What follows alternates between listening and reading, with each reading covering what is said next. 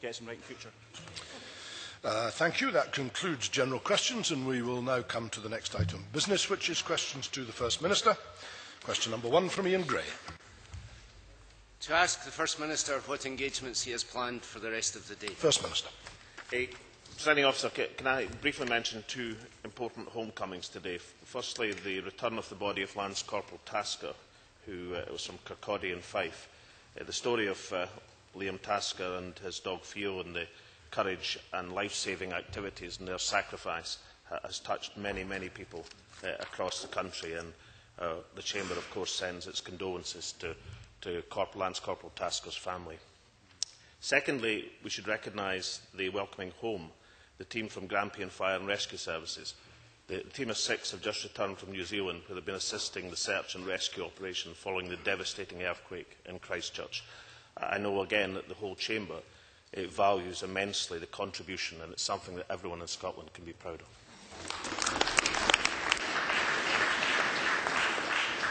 Ian Gray.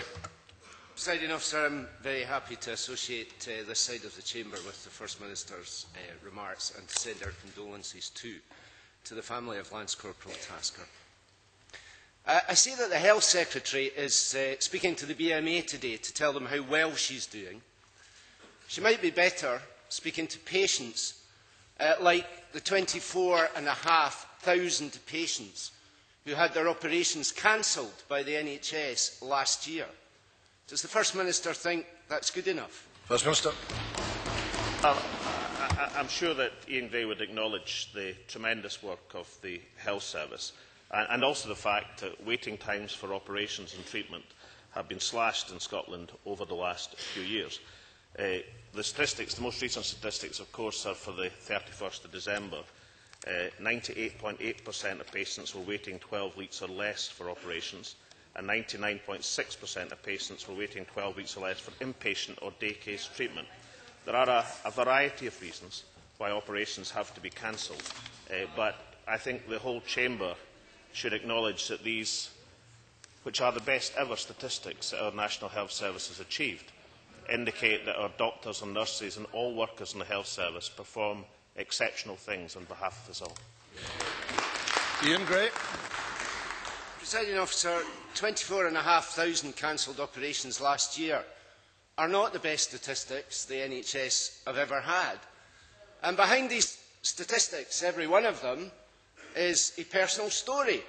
Yvonne Williams from Helensburgh, for example, one of those 24,500. She was due last year to have her gallbladder removed at Vale of Leven. The operation was cancelled by the hospital at 4 hours' notice because there were not enough beds. She was given a new date and told to phone the hospital on that day at 5:30 a.m. to make sure that they had enough beds that time. There are reasons why operations are cancelled. Yvonne's operation was cancelled because there are not enough acute hospital beds. In opposition, Nicola Sturgeon said she would increase the number of acute beds in the NHS, but in government she has cut them. Why has she broken her promise to patients? First Minister. The Health Secretary were very happy to look at an individual case and look at the circumstances. But I'm sure Ian Gray wouldn't want to give the impression to this Chamber, or indeed to the wider public, that the Health Service, in terms of its record, 98.5% of operations when patients come to hospital go ahead as planned. 98.5%, we'd all like it to be 100%, of course we would. But let's not give the impression that in any sense our health service is failing the public. They're not. 98.5% is an impressive statistic.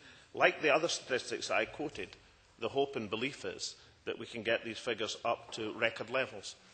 But Ian Gray should remember that hospital beds fell every year when the Labour Party were in control of this government and administration, and therefore it seems rather foolish to try and make a political point of that particular circumstance, just as I'm sure he'll acknowledge that 98.5% of operations going ahead as planned, while not the 100% that all of us would like to achieve, is nonetheless a very formidable statistic of achievement in our health service. Ian Gray. Presiding Officer, long-stay beds did fall under our administration as we transferred patients to care in the community where their care properly should be.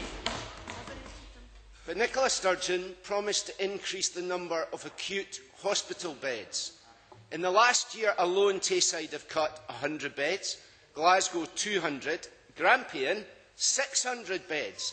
In fact, NHS Scotland has lost 1,400 acute beds in the past year.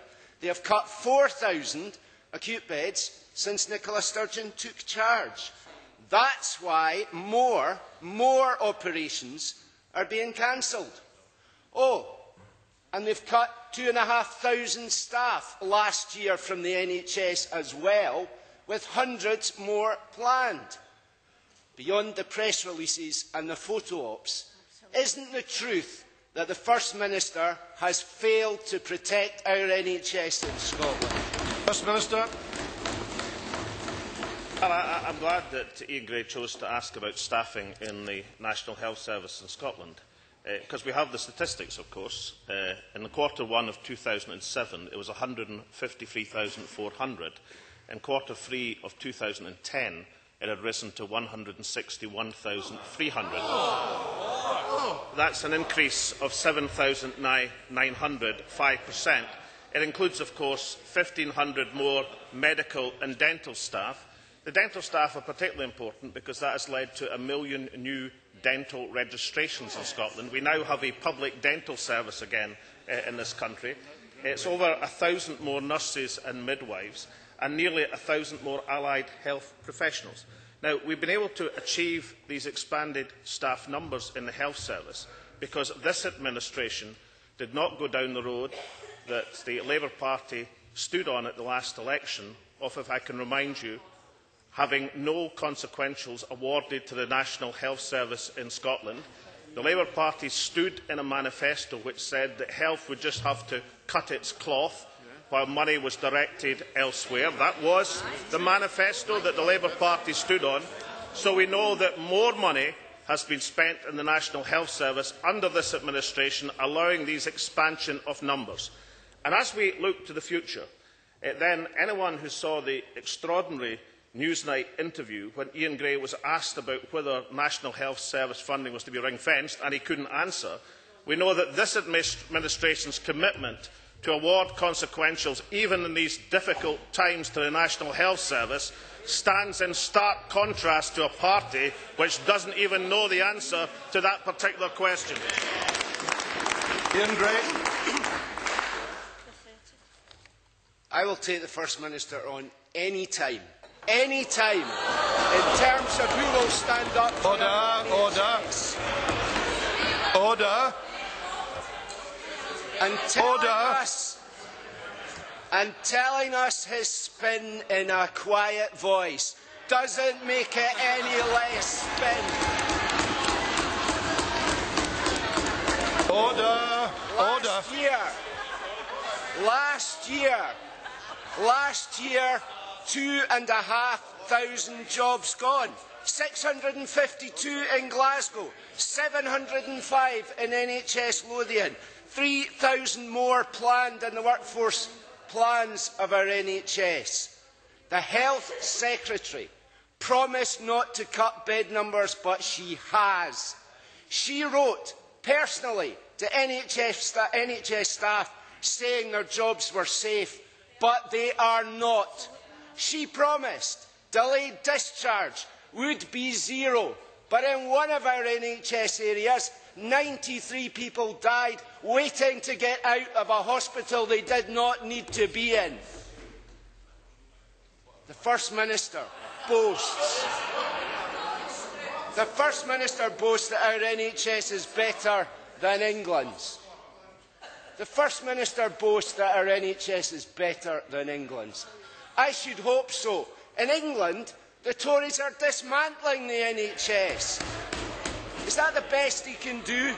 Hasn't the First Minister broken his promises on the NHS, just as he has on schools, on jobs, on students, on class sizes and on everything else. First Minister. The three commitments that we've given is that there will be no compulsory redundancies in the NHS in Scotland in the lifetime of this government. We said at the end of the current Parliament there will be more staffing working for the National Health Service in Scotland than at the beginning of this administration. That's the 7,900 figure that I referred to earlier.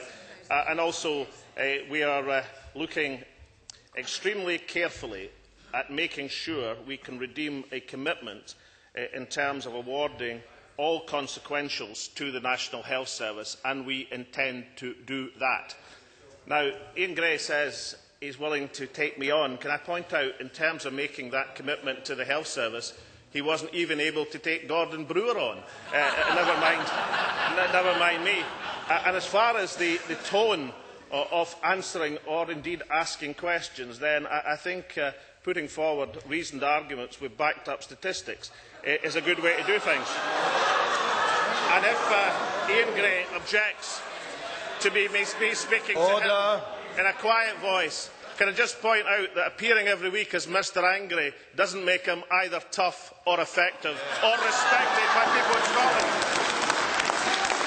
Question 2, Order. Question 2, Annabel Goldie.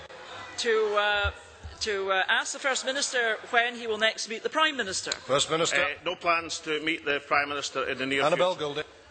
Presiding Officer, 6 years ago there were nearly 1,500 health visitors in Scotland. Can I ask the First Minister how many there are today? The health visitors' numbers in Scotland, like the rest of the health service, are performing extremely well in the national interest and purpose. Annabel Goldie.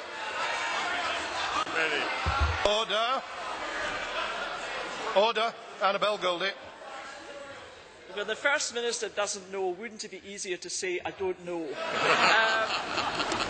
Presiding Officer, let me just confirm the facts. In 2005, nearly 1,500 health visitors. In 2010, marginally over 1,200. Now, back in 2009, the First Minister said to me, and I quote, "I am interested in and concerned about the position and numbers of health visitors in Scotland, and that will be an abiding concern." Well, Presiding Officer, that concern is so abiding that we've seen the number of health visitors in a majority of health board areas drop under his watch. So much for an abiding concern. For the Scottish Conservatives, health visitors are the vital point of contact with parents and young families in the community, in their homes, speaking to mum and dad, giving reassurance, help and advice, and often spotting problems before they develop. Their value recently enforced by Professor Susan Deacon's report. So what will the First Minister do to match the Scottish Conservative commitment to spend £20 million a year on getting more health visitors, to support more parents and more children right across Scotland, and to give that crucial early years support? First Minister. The figures I've got show that there's an increasing number of health visitors in Scotland. But can I say to Annabel Goldie that, yes, it is true that the Conservative Party have said at UK level that there will be real-term increases in the National Health Service budget. And this administration has committed to moving forward with putting these consequentials into the National Health Service in Scotland. That is what has, over the last 4 years, allowed the expansion of health service numbers, and this was what will protect the National Health Service from much of the public spending pressure. But Annabel Goldie should also realise that even that commitment does not make the health service immune from pressure. We all know that health service inflation is extremely rigorous and in many cases higher. And it also means that we have to restore our commitment to a National Health Service. I think the direction of travel of the National Health Service in England is deeply problematic. I look to the recent circumstance where we found that we were able in Scotland to provide, by the medium incidentally of health visitors and also through our GP services, an effective response to the situation with a flu potential pandemic. That situation was not able to be performed in England, and therefore, before we take any lessons from Annabel Goldie or anyone else about the direction of travel in the English Health Service, then let us say that the protection of funding the protection of funding in the National Health Service in Scotland, the fact that we have an integrated service with people working for something they are proud of, is one of the reasons why the performance of the National Health Service is better than it ever has been before, and why every member of this chamber should be intent on defending a National Health Service. Question 3, Tavish Scott. Presiding Officer, to ask the First Minister when he will next meet the Secretary of State for Scotland. First Minister. No plans in the near future to meet the Secretary of State. Tavish Scott. Presiding Officer, does the First Minister accept that the last reorganisation of Scottish local government cost between £375 and £720 million? Does he also accept that the last UK government, to their credit, abandoned an enormous reorganisation of police in England because it would have cost at least £400 million? The First Minister said today he wants decisions on police and indeed other things based on evidence. If he questions those figures, when is he going to publish his own? First Minister. The figures in terms of the review of police are being made available and will be made available and are being studied at the present moment, and as Tavish Scott well knows, are the subject of quite legitimate debate among the Chief Constables and other people interested in these matters in Scotland. But can I just say to Tavish Scott that I don't accept his argument that having a police structure in Scotland of one force which covers half of the population of the country and 7 other forces, with another 7 police chief constables and all the attendant assistant chief constables and the whole panoply of the inevitable bureaucracy that involves, can possibly be considered as the most effective way to run a police service across the country. And therefore, I think it's entirely correct that these things are now under review. I've said exactly the direction of travel that this government has, and I think Tavish Scott stands alone, as I understand it at least, in not thinking that there is room for improvement in the current structure of 8 police services across Scotland. Tavish Scott. Presiding Officer, my argument is that you've got to base a case based on evidence, and you haven't produced any. The real question is why the government cannot produce any figures to support their own consultation. The Justice Secretary promised them in January. He promised them again in February. 2 weeks ago, the First Minister told me they would be published shortly. Parliament could have heard the figures today, but no. The Chief Constable of Lothian and Borders says the consultation the government is responsible for is inaccurate and potentially misleading. The First Minister is going to the Councillors' Conference this afternoon. They'll have to pay for any changes. If he won't tell Parliament how expensive his plans are going to be, will he tell local government? Why is he withholding that evidence? First Minister.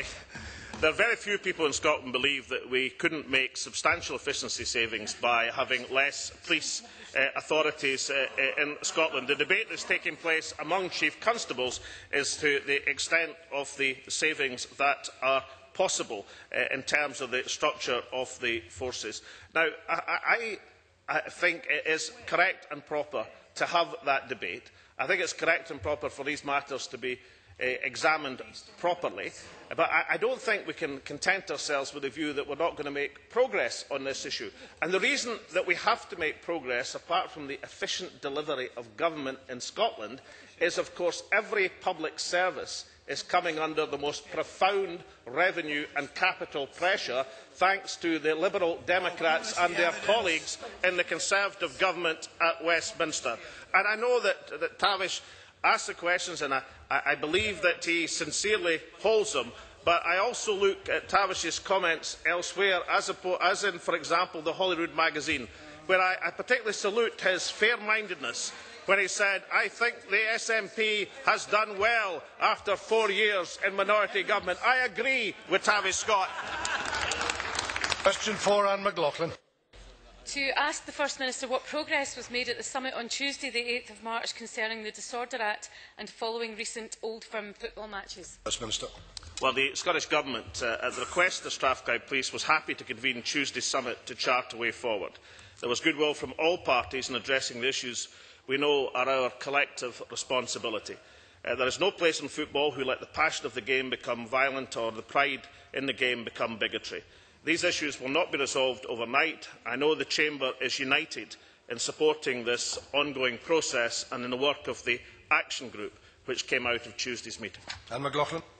I thank the First Minister for that answer. Does the First Minister agree with me that one of the biggest concerns about football violence, i.e. domestic violence, is not caused by football, nor is it caused by alcohol? Football gives the excuse, alcohol turns thoughts into actions. But until we as a society tackle the underlying issues that allow some men to think this is acceptable behaviour, all the summits in the world, welcome as this one was held on International Women's Day, won't turn the problem of domestic violence against women around. We need to get to the root of the problem, and that means not simply asking the question, why are some men violent after football games, but asking, why are some men violent, full stop, and what can we, each and every one of us, do to tackle that together? First Minister. Well, I thank Anne McLaughlin for raising the issue. The rise in domestic violence that was charted and presented by the Chief Constable after Old Firm clashes was one of the central reasons for the summit. Domestic violence is not only abhorrent in itself, but has long-term implications for future generations. Work by the Violence Reduction Unit, for example, shows that children who witness such behaviour at home are damaged and go on to be disturbed, violent adults, hence repeating the cycle. There can be no excuse, as Anne rightly says, for domestic violence, not alcohol, not football. However, that does not mean that we cannot take targeted action together where we see flashpoints and where people can be mobilised and institutions can be mobilised to help the campaign. And I thought one of the positive results of the summit was that the initiative of the police, but supported by the Old Firm clubs, was an agreement to examine the use of football banning orders and indeed the club's own code of conduct to deal with criminal behaviour away from grounds. That criminal behaviour, and it is criminal behaviour, includes domestic violence. I thought that was one of the positive aspects that came out of the summit. James Kelly. Thank you, Presiding Officer. I welcome the continuation of funding to groups involved in shifting attitudes against sectarianism. There's no doubt it's a complex issue which requires a coherent response backed up by leadership. So can I ask the First Minister that in addition to the funding, what specific civil service resources will be used to provide support and guidance to these groups to bring about a positive change in attitudes in our communities? First Minister. Well, I want to salute the work of the 9 anti-sectarianism groups which are funded by this government. The funding, as the member well knows, has increased very substantially over the last 3 years. I think it's money well spent, and I think the actions and direction of organisations like Sense Over Sectarianism, Nil by Mouth, Show Racism, Bigotry, The Red Card, the Honour Community, Youth Community Support Agency, Bridging the Gap, Supporters Direct in Scotland, are community-based activities that should be lauded and supported collectively by every single person in this chamber. I mentioned earlier the action group that was formed from Tuesday's summit. That will go ahead with good work. It's also the case that the work of these groups is being supported and to be coordinated so that we can be certain that the excellent work they do has the maximum effect. So in addition to supporting each of these groups, as we should do, I think the coordinated work and the willpower to make that happen will mean that their community initiatives receive even greater support from the National Parliament and indeed even greater impact in the communities in which they work. Brown. Yes, thank you very much. I wonder if the First Minister would agree with me that the overwhelmingly searing image of recent events has been the sight of the manager of Celtic and the assistant manager of Rangers squaring up to each other and following on, if I may say so, against a number of on-field incidents involving players and staff generally. Does the First Minister agree with me that when football managers and players are paid the sort of sums of money that they are, and when they act as role models for our young people, the clubs and the SFA really must get their own house in order? Was this discussed at the summit, and what undertakings did he get from the clubs on these matters? First Minister. Well, yes, it was discussed at the summit. There were willing undertakings from the clubs and indeed proposals from the police directed at reinforcing and addressing that point were well received and agreed at the summit. Can I mention that another aspect which I thought was particularly important, the role that people have as heroes, as role models of players and management with hundreds of thousands of people in Scotland has to be well understood, and that responsibility has to be taken.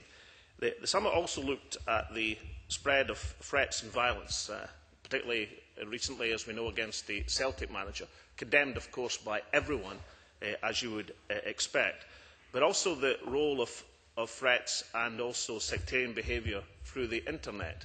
And I thought it was a positive aspect of the summit that the police indicated their determination that there can be no immunity, there can be no anonymity, that if people commit illegality over the internet, then they shall be traced and dealt with, just as if they committed illegality in any other aspect of life. Question 5, Lewis MacDonald. Ask the First Minister, in light of comments by Sir Tom Hunter that Scotland is facing a tsunami of unemployment and that the people of Scotland deserve better, whether the Scottish Government will now enable every qualified young person to have access to an apprenticeship. First Minister. Well, tackling youth unemployment is a priority for the Scottish Government, and it should be for every single person in this chamber. And therefore I hope that everyone will join me in welcoming the fact that over the next financial year we have provided additional investment that will deliver 100,000 almost training opportunities across Scotland, and that includes, of course, a record number of 25,000 modern apprenticeships, the highest number ever available in Scotland. And in that light, I find it incomprehensible of why the Labour Party should choose to vote against a budget which contains such progressive measures to tackle the scourge of youth unemployment. I'm glad the First Minister has indeed followed Labour's lead to some extent on apprenticeships. He clearly still has some way to go.